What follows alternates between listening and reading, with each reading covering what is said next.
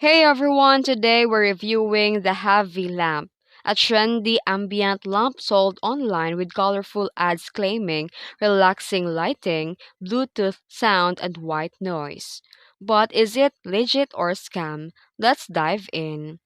Havie Lamp is marketed as a mood lamp with adjustable colors, ambient projection, and built-in sound and Bluetooth speaker features, all in rechargeable cordless design.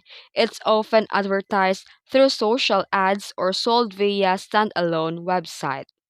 Based on the Trustpilot, the brand shows a high rating, with many buyers praising the lamp aesthetic, cozy lighting, and extra features like white noise or Bluetooth and helpful customer service responses.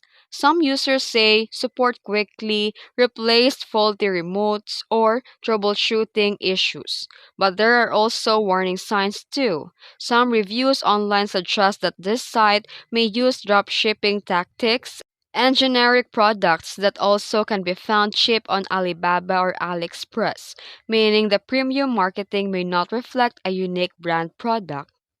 And additionally, some scam check reviews highlight that the Havi site is very new and show copied content, which can be considered suspicious.